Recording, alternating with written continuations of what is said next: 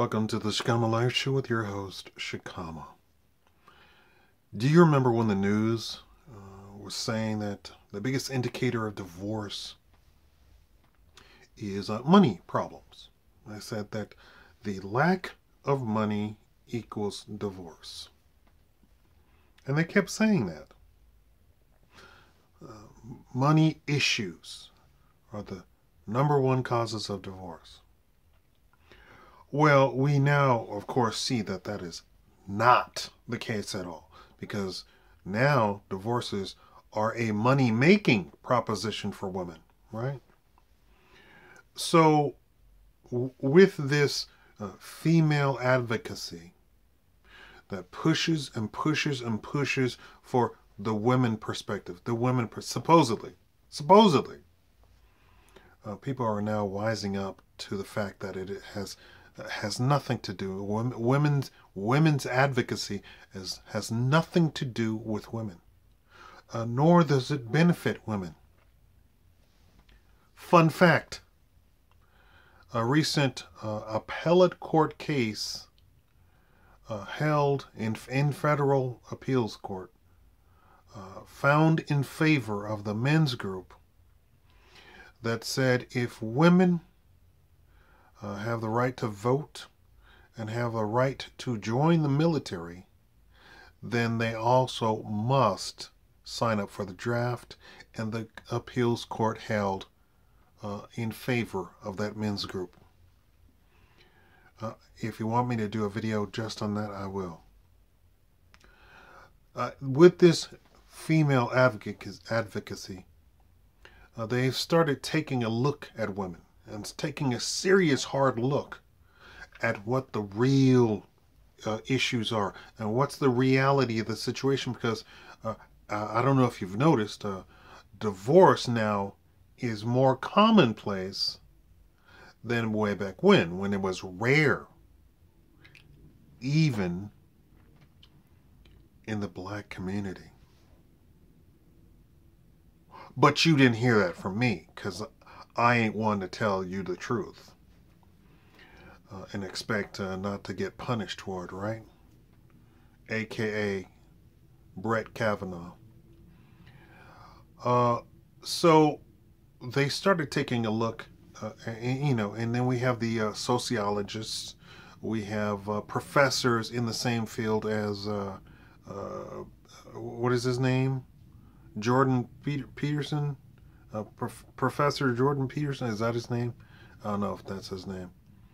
But all of these psychologists, psychiatrists, sociologists, professors that actually take a look at humans and human behavior, and we have female authors, male authors,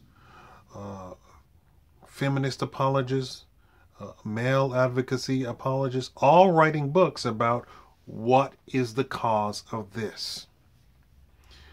And here it is, ladies and gentlemen, the single largest indicator of the possibility of divorce,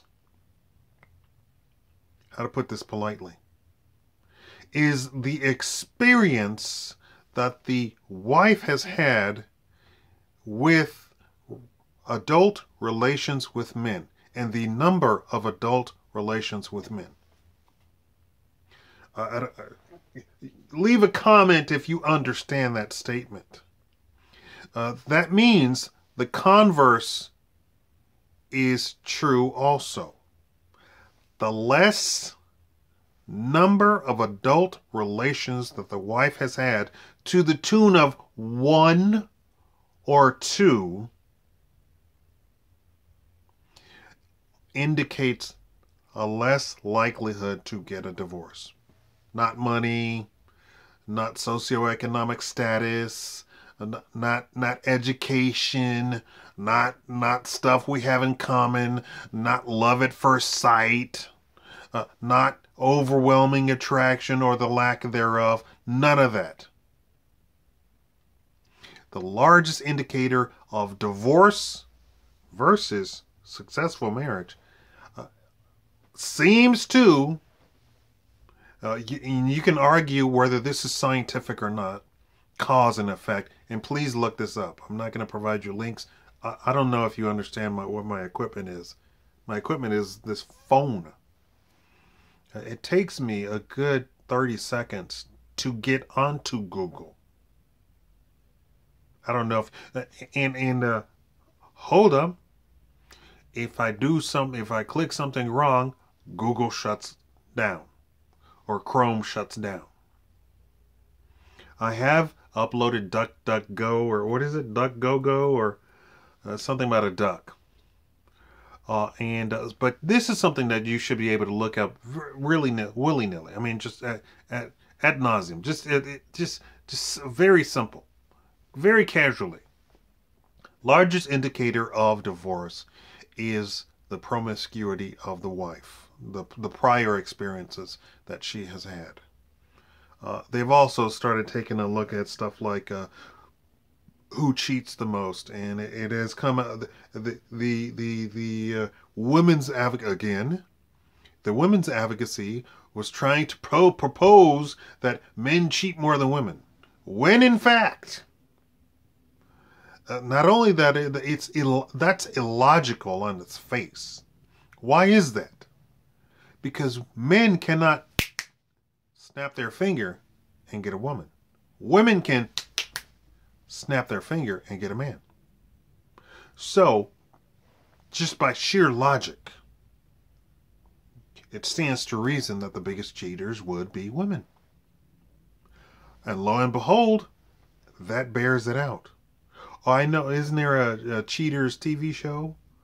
I never watched it, so I never saw what the balance was, but I know I've seen women cheating on there. And I've also seen this, I don't know, is it a YouTube exclusive show or is it a real show where they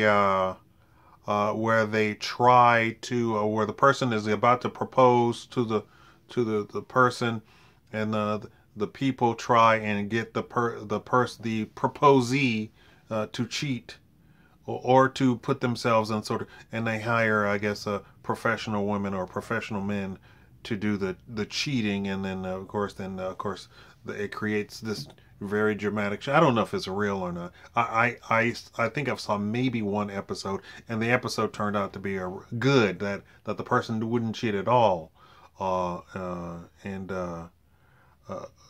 something about or I saw a couple of them where it was a woman. They were testing the woman, or in the other one they were testing the man, and the man went to the house, and the woman came out in literally a almost see-through satin robe, and he literally just denied, and he was the plumber or something, whatever he was, something like that. I don't know if that's true. Anyway, I don't know the proportions on the show. I don't know what these dramatic TV shows, how they couch it, because a lot of times TV will couch something as being wholly one-sided, and so then you come away with a very false notion of what reality is. This false notion of reality is promoted a lot in a lot of Hollywood productions, because Hollywood has an agenda. Online entertainment has an agenda. A lot of the news has an agenda. So they will propose or put forth the idea that women are these vestal virgins that are pure as the driven snow. When in fact, when they did the study about the divorce and the causes and getting down to the root issues, because clearly it wasn't money. Clearly that was not it, because women are making a killing, and the state and the city and the county is making a killing off of divorce. And in fact, it took some lawyers who were not in the family law courts at all to go through some divorces themselves to finally sort of be shocked in them. It's funny when you're not in that world.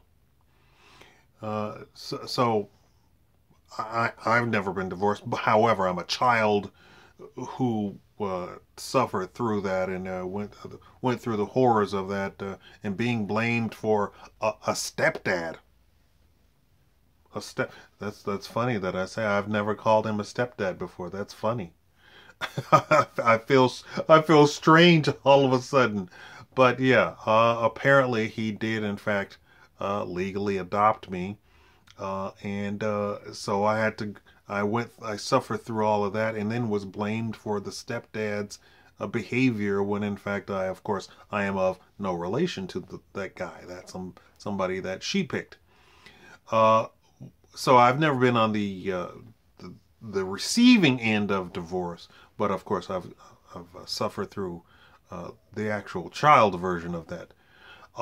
So clearly, these lawyers who suffer through actual divorces themselves, who are not a part of the family court, who are part of advising businesses and stuff like that, immediately latched on to the fact that everybody was having their hand out, and everybody we're talking about people had their hand out who were literally like third party, fourth party, fifth party people had their hand out. In the case of family court, something like the child advisor was charging hundreds of thousands of dollars, and it was so egregious that they were putting stuff on the books as them having consultations that they billed for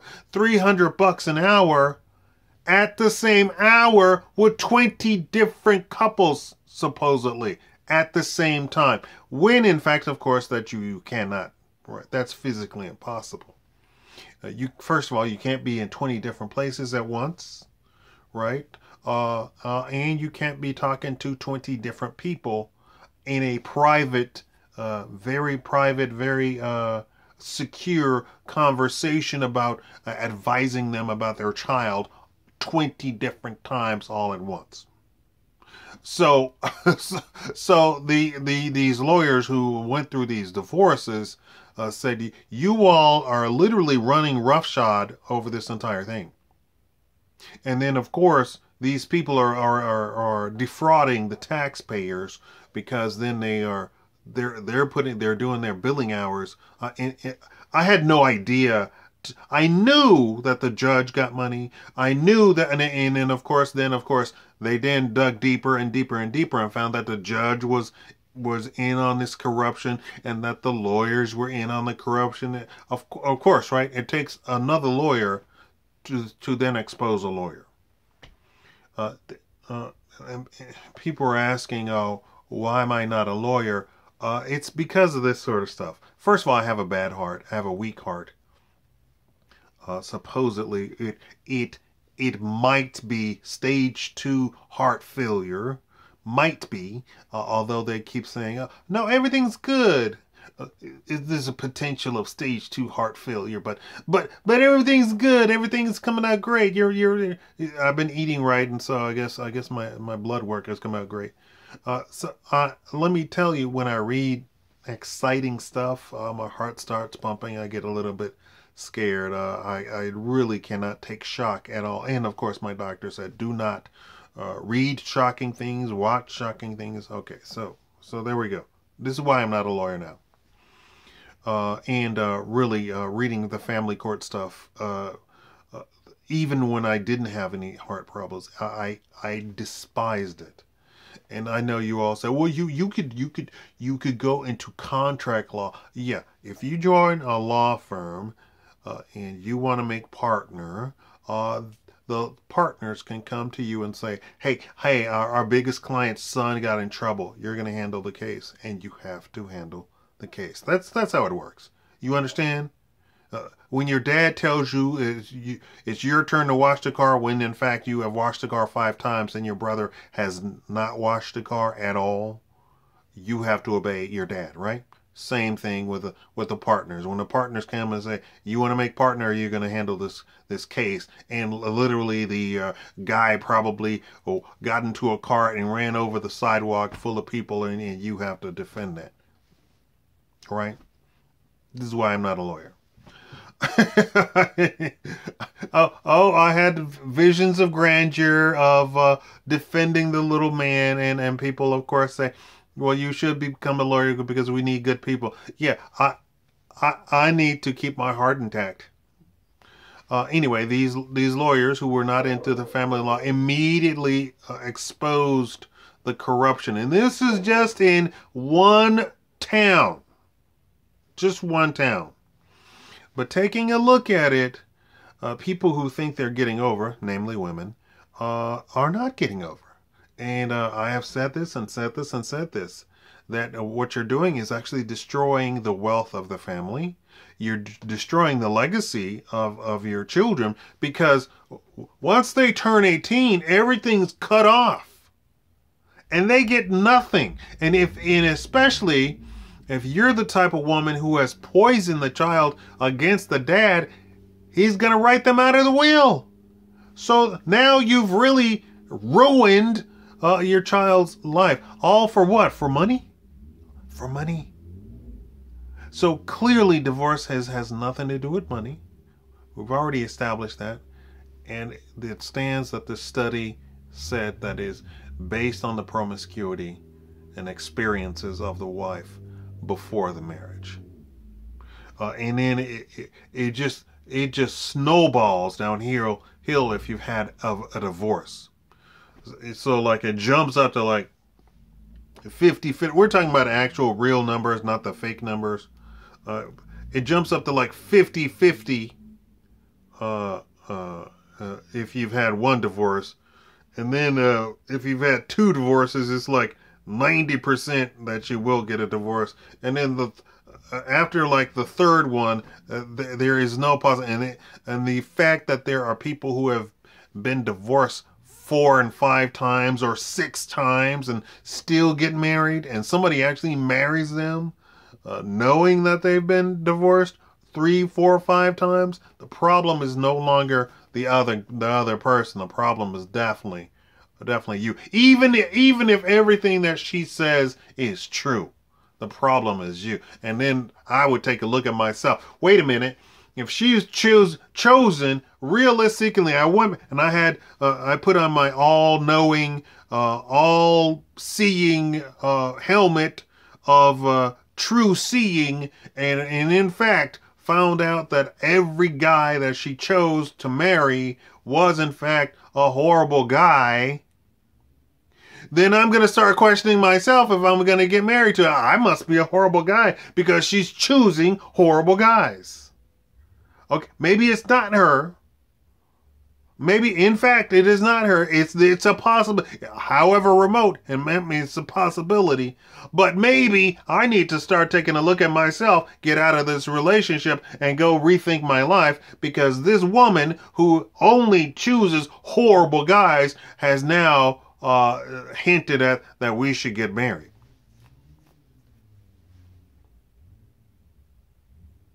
It's a terrible, terrible situation that we have in the United States. And I believe, of course, then, I believe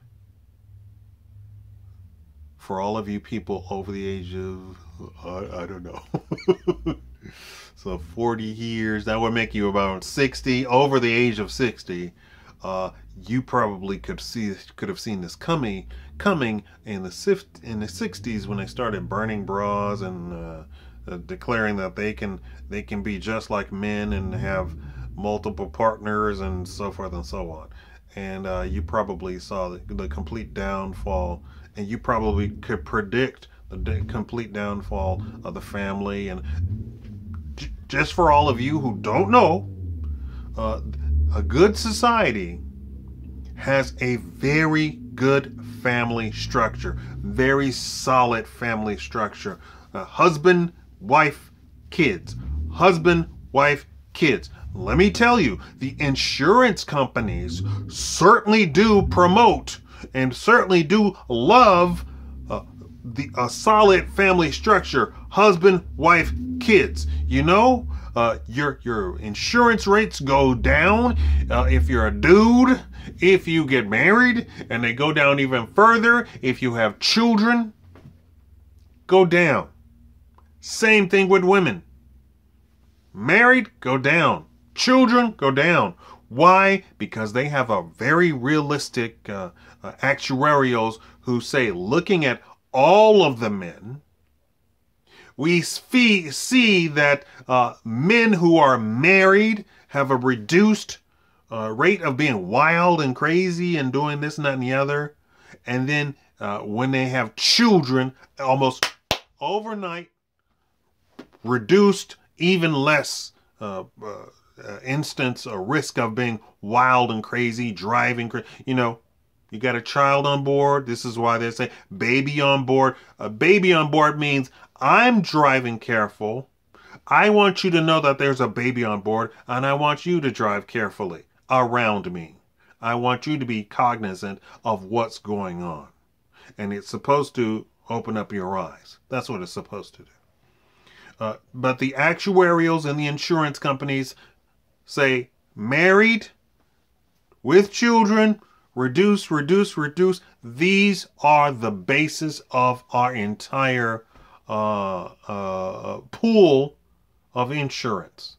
These people are going to be healthier because then they say, okay, no smoking, no drinking, exercising.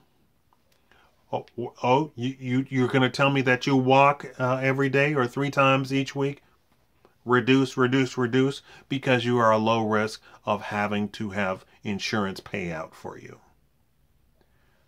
But the first structure is married with children. Solid foundation. If the insurance company is talking, you know that the society is going to be good. Roman Empire destroyed by divorce. American Empire, lots of divorce. And now we're taking a look at it, and they're saying the cause is not money. Thank you all for watching. Please donate to the channel to support the channel. PayPal.me/Shakaama. Anubis is outside playing.